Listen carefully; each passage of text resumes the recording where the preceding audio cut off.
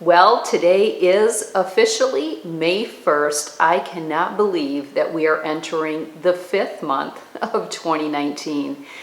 It really just does go fast.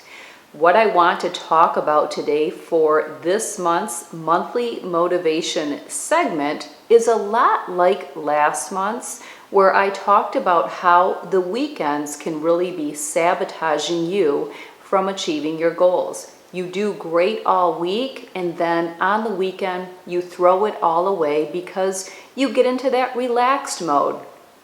I deserve it. I owe it to myself. I worked hard.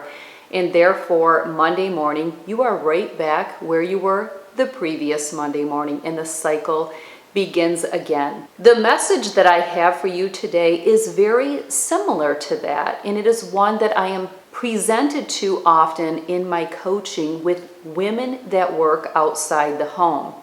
It's a lot like the weekend sabotaging, but it's the job stress instead. I've talked many times about how women are burning the candle at both ends. We are raising the family, taking care of the household responsibilities.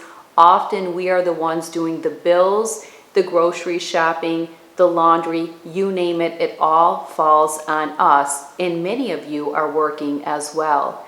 Now, this video really doesn't just apply to those mothers that are working outside the home, but women that are even empty nesters and they are still working and their kids are all grown and gone. Many of you do share that your job is very stressful, whether it be the job itself or it be clients, customers, colleagues, whatever it may be. There is stress involved with your job, and you are taxed by the end of the day. You come home stressed and exhausted, mentally drained, and it's very common to buffer those emotions with food. Often we have wonderful intentions to not go home and sabotage our whole entire day with getting into sugary treats that seem to give us some type of comfort, or just mindless eating in general. What tends to happen is it's a slow process. You will come home from work exhausted, mentally drained, stressed. You may do good for a little while, but before you know it, you are indulging in things that really aren't on your plan. These are food items that do not serve you when it comes to nutrition.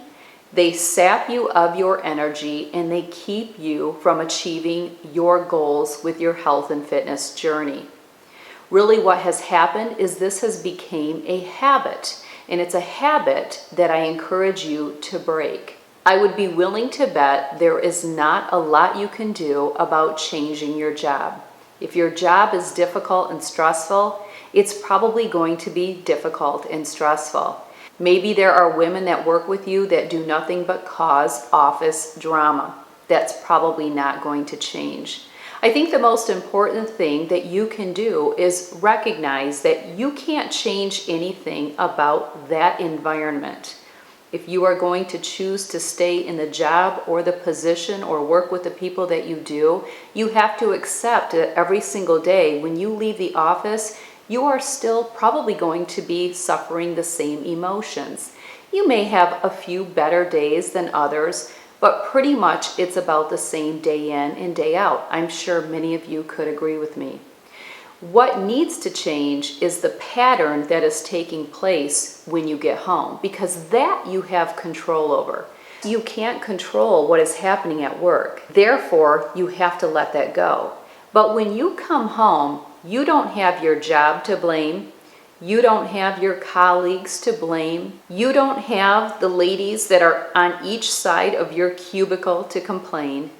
You don't have your customers, your clients, or anyone else to blame for the choices that you make when you get to your home.